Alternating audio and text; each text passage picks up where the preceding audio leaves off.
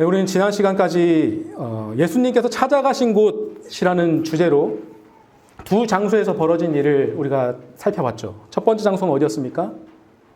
외롭고 또 공동체 가운데 소외되어 있던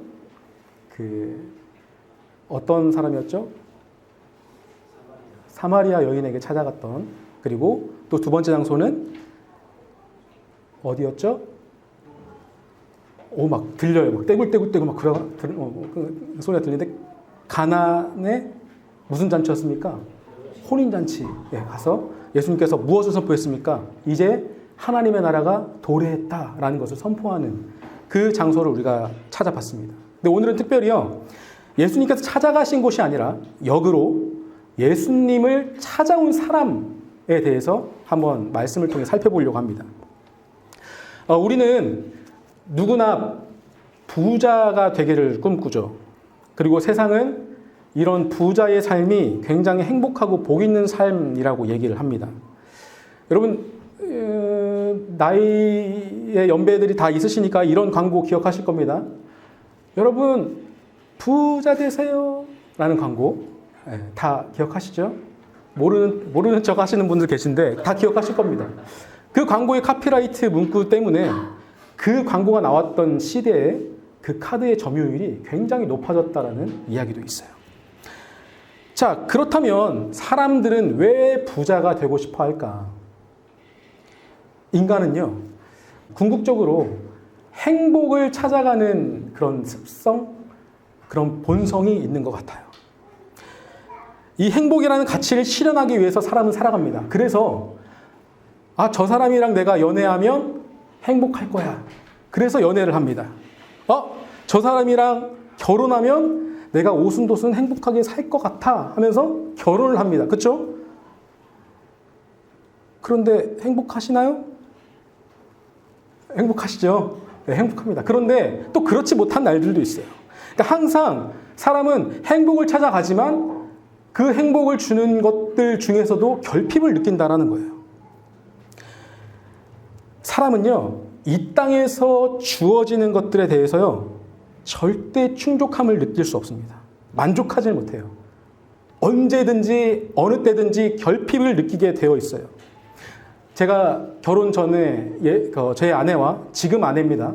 제 아내와 많이 이상한가요? 제 아내와 연애를 할 때였습니다. 연애를 할 때 이제 결혼을 준비하고 있었는데 다 준비됐어요. 신혼여행지도 준비가 됐고 또 결혼식 날짜도 잡았고, 그런데 딱 한 가지 준비가 안 되는 게 있었어요. 집. 그러니까 집이 가장 중요한데 집만 준비가 안 되고 나머지는 다 준비가 된 거예요. 그러니까 사실 제가 그때 사역했던 교회에서 사택을 구해준다고 했는데 이게 좀 유야무야 흐지부지 되면서 좀 이게 안 됐어요. 그래서 집이 없는 상태에서 결혼식을 하게 생긴 그런 상황이 온 거예요. 그래서 저희 둘이 이렇게 얘기했습니다. 그냥 우리 결혼하고 각자 집에서 살다가 가끔 만나자. 이렇게 얘기했습니다. 진짜 저기 산 증인이 저 안에 있어요. 그렇게 얘기했는데 아무리 생각해도요, 그건 좀 아닌 것 같아요. 그래서 부랴부랴 저기 평화동에 있는 그 임대 아파트에 그 입주 신청서를 냈습니다. 냈더니요, 그 후보자들이 한 17명 있었나? 결혼식 한 달 앞두고 있었는데, 이거 몇 달 기다려야 되겠다. 그럼 그때까지만 우리 원룸을 하나 구해보든지 아니면 각자 집에서 진짜 살든지 했는데, 딱 그 입주 자격 신청서를 내고 나서 그 뒤부터요, 일주일에 두세 번은 그 아파트 단지를 갔습니다. 그래서 이 단어를 이렇게 사용해서 정말 좀 죄송하지만 땅밟기 아닌 땅밟기를 했어요. 그래서 그 단지를 이렇게 돌아다니면서 주님, 허락하소서. 저희에게 이 집만 허락하시면 정말 더할 나위 없이 감사하게 살겠습니다. 정말 저 웃고 있네요. 정말 행복하겠습니다. 하면서 정말 일주일에 두세 번은요, 각자 일 끝나고 둘이서 그 단지를 이렇게 돌아다니면서 기도하면서 다녔어요. 자, 그리고 대망의 결혼식 날이 왔습니다. 그리고 신혼여행을 가죠. 여러분, 어떻게 됐을까요? 결혼식 전날에 입주 통보를 받고 신혼여행 2주 뒤에 입주했습니다. 진짜 너무나 감사한 간증거리였어요. 와, 진짜 하나님이 하셨다. 이게 될 수가 없는 일 하나님이 하셨다 했습니다. 그리고 지금 거기서 6년째 살고 있거든요. 정확히 3년째 되는 해에 이사 가고 싶다. 집이 너무 좁아요. 구조가 너무 이상해요. 여러분, 이게 비단 저의 얘기는 아닐 겁니다. 그러니까 사람이 그렇다는 거예요. 지금 내게 당장 있으면 좋을 것 같은 그 많은 것들. 이거 허락되면 난 내 인생은 이제 끝났어. 이걸로 행복할 거야. 하지만 결국에 결핍을 또 찾게 된다는 겁니다. 감히 얘기하는데, 감히 확신하는데 지금보다 더 좋고 넓은 집으로 제가 이사 가잖아요. 3년 봅니다. 사람이 그런 존재라는 거예요. 이처럼 오늘 이 본문에도요, 결핍을 가진 청년이 등장을 해요. 그런데 이 청년은요, 우리가 겉으로 보기에는 결핍이 없을 것 같은 사람이거든요. 왜냐하면 이 청년을 성경에는 부자 관리라고 기록하고 있습니다. 여러분, 관리라는 것은 뭐예요? 관리? 이 사회의 지도층에 있는 사람이에요. 밑바닥이 아니라 이 사회를 이끌어가는 지도층이에요. 그리고 부자라고 얘기하고 있어요. 다시 말해, 이 사람은요, 부와 명예가 다 충족되어져 있는 사람이에요. 그런데 이 사람이 어떤 채워지지 않는 결핍을 느껴서 예수님 앞으로 찾아온 거예요. 그 결핍이 무엇인지 우리가 말씀을 통해 한번 읽어보겠습니다. 함께 읽어볼게요. 어떤 사람이 주께 와서 이르되 선생님이여 내가 무슨 선한 일을 하여야 영생을 얻으리이까. 자, 이 동일한 상황을 기록한 마가복음에서는요, 이 표현이 추가되어서 이렇게 기록되어 있습니다. 예수께서 길에 나가실새 한 사람이 달려와서 어떻게 했어요? 꿇어 앉아 묻자오되 라고 하고 있어요. 여러분 상상해 보십시오.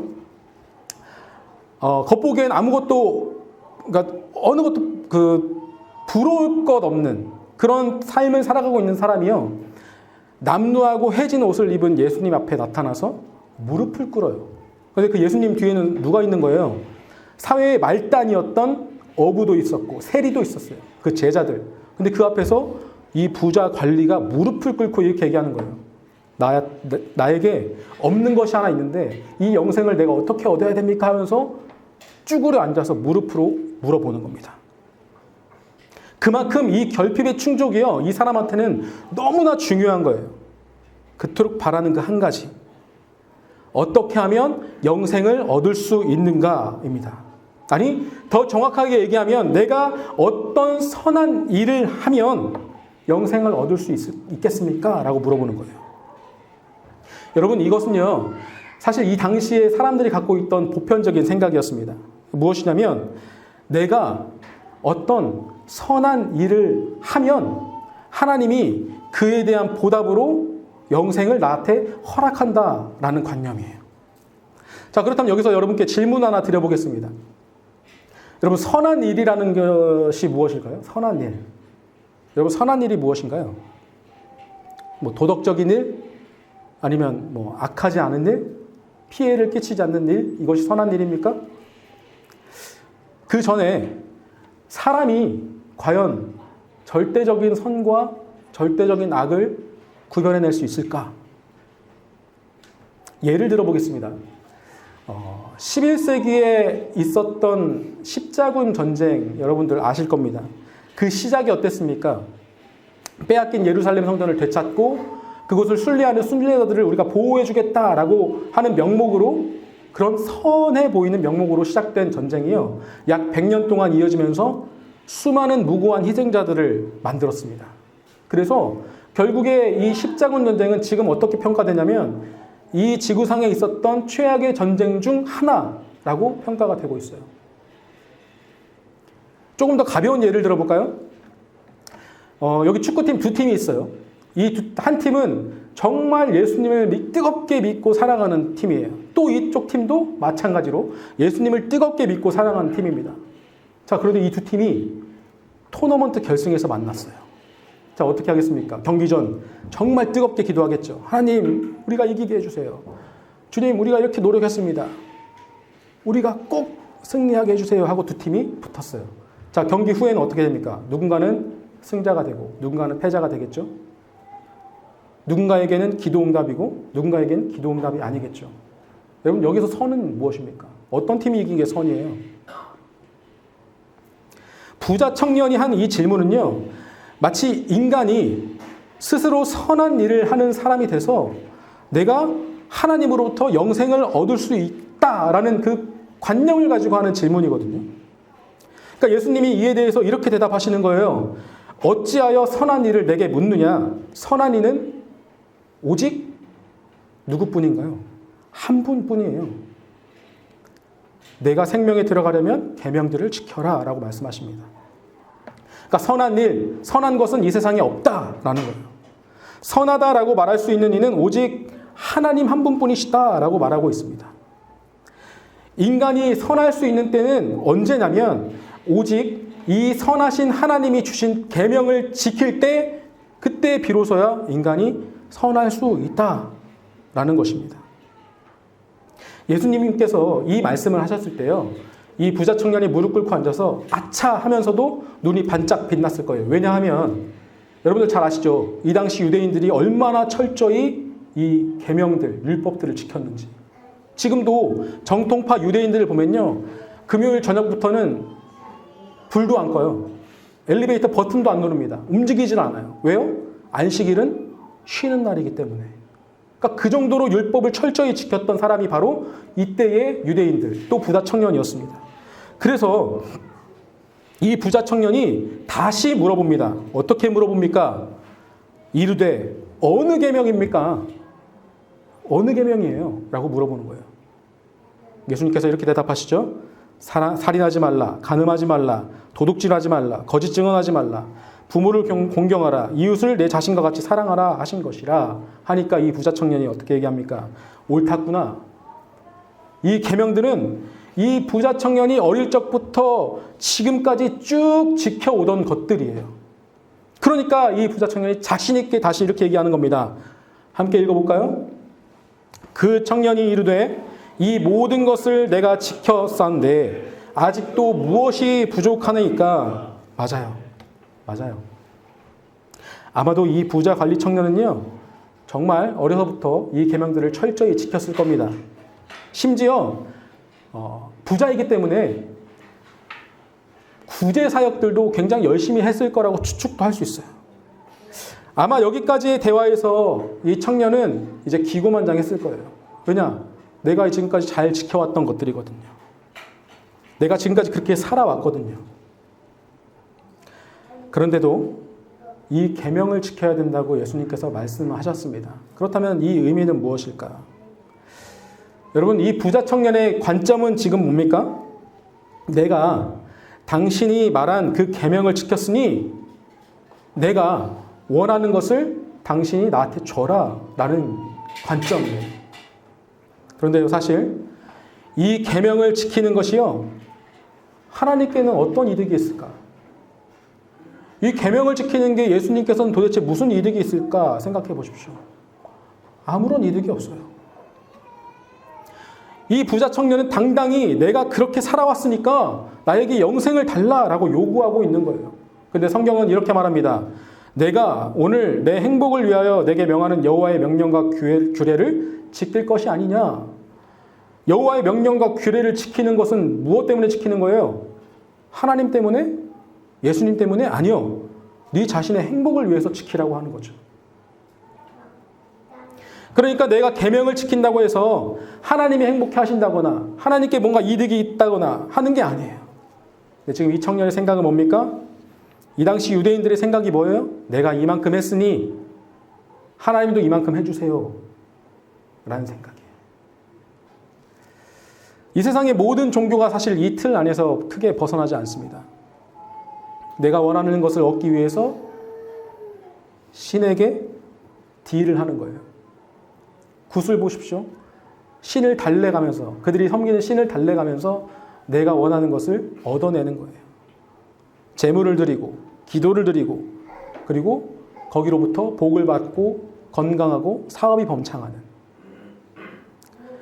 예수님께서는요, 오늘 이 유대인과 또 청년, 이 부자 청년의 생각과 이 관념을 뒤집으십니다. 어떻게 뒤집으시냐? 함께 말씀 읽어보겠습니다. 예수께서 이르시되 내가 온전하고자 할진대 가서 내 소유를 팔아 가난한 자들에게 주라. 그리하면 하늘에서 보화가 내게 있으리라. 그리고 와서 나를 따르라 하시니. 아멘. 이 해당 본문의 병행 구절인 마가복음 말씀에는요, 조금 더 와닿게 이렇게 기록되어 있습니다. 내게 아직도 한 가지 부족한 것이 있으니 라고 기록합니다. 야, 네가 모든 것을 지켰다고? 아니, 아직 한 가지 부족한 게 있어. 그게 뭐예요? 네가 가지고 있는 것을 다 팔아 가난한 자들에게 나눠주고 나를 따라오라 라는 거예요. 영생은, 구원은 네가 지키는 계명으로 얻는 것도 아니고 네가 가진 재산으로 얻는 것도 아니고 오직 나를 따라오는 것부터 얻을 수 있어 라는 말이에요. 자, 이 청년이 예수님 앞에 어떻게 나왔어요? 무릎까지 꿇어가며 이 영생을 얻기 위해 나왔어요. 그렇다면 예수님께서 하신 이 대답을 들었으면 이 청년은 어떻게 해야 되는 거예요? 영생을 얻는 법을 가르쳐 줬죠. 그럼 어떻게 해야 됩니까? 그렇게 하면 되죠. 그 간절했던 물음에 답을 들었으니 그 답대로 하면 돼요. 그런데 이 청년이 어떻게 합니까? 재물이 많음으로 이 말씀을 듣고 근심하며 갔어요. 마가복음에서는 한 가지 장면을 더 추가합니다. 슬픈 기색을 하고 근심하며 떠나갔다라고 기록합니다. 안타깝게도 성경 어디를 찾아봐도 이 청년이 다시 예수님 앞에 나왔다는 기록은 찾아볼 수 없습니다. 여러분, 이 부자 청년이 영생을 얻는 방법을 알았음에도 끝까지 내려놓지 못한 것이 무엇이었습니까? 이 땅에서의 재산이었습니다. 여러분, 그렇다고 지금 여러분들 재산 팔으라고 하는 말씀이 아니에요. 이 부자 청년은 그 찰나의 순간에 내가 이것을 내려놓으면 내게 닥쳐올 그 삶들을 상상해 봤을 거예요. 계산해 봤을 겁니다. 그러면서 영원히 살아갈 하나님의 나라를 그리면서 그것을 원한다고 했으면서 결국 이 사람이 고민했던 건 뭐예요? 아, 내가 이걸 내려놓고 난 다음에 내 현실의 삶을 생각하게 된 거예요. 결국 이 청년이 선택한 건 뭐예요? 영원한 하나님의 삶을 살아가는 하나님의 나라가 아니라 이 땅을 선택했죠. 여러분, 우리도 매주 고백하죠. 오늘도 고백했죠. 전능하사 천지를 만드신 하나님 아버지를 내가 믿사오며 몸이 다시 사는 것과 죄를 사하여 주시는 것과 마지막에 영생을 믿습니다 라고 고백하는 거예요. 이것이 우리의 신앙의 고백이에요. 우리의 신앙은 이 땅이 아니라 하나님 나라, 하나님께서 허락하실 이 땅 뒤에 있는 영원한 하나님 나라를 우리를 꿈꾸며 살아가는 사람들이라는 거예요. 자, 그런데 여러분, 정말 여러분들이 이 신앙 고백처럼 그 하나님 나라, 영원한 하나님 나라를 꿈꾸며 살아갑니까? 오늘 이 부자 청년에게 하신 이 질문이 어쩌면 우리에게도 동일하게 들릴지도 모르겠습니다. 너 정말 너의 죽음 이후에 있을 영원한 하나님 나라를 소망하며 사니? 그럼 더 이상 이 땅의 것을 가지고 걱정하고 생각하며 그것에 얽매여 살아가지 마 라는 거죠. 그 하나님의 나라는 어떤 나라예요? 사자들이 어린 양과 뛰놀고 독사굴에 손을 넣어도 아무도 물지 않고 어린이가 뒹굴거리는 그런 하나님의 축복과 평안이 가득한 영원한 하나님 나라. 그 나라는, 그 나라를 가기 위해서 이 땅에 사는 삶에서 우리는 준비하는 거예요. 이 땅에 사는 삶은요, 그 나라를 가기 위한 준비를 하는 삶이에요. 세상에서는 2마리 토끼를 다 잡을 수 있다라고 얘기합니다. 그렇지만 진리는 그렇지 않아요. 진리는 둘 중에 하나입니다. 예수님을 따라가든지 예수님을 따라하지 않든지. 하나를 선택하면 하나를 포기하게끔 되어 있어요. 우리가 이 땅에서 가지고 있는 그 어떤 것이라도 그것은 영원하지 않은 것들입니다. 성도 여러분, 지금 여러분은 어떤 것들을 바라보며 살아가고 계십니까? 또 무엇을 얻기 위해서 발버둥 치고 계십니까?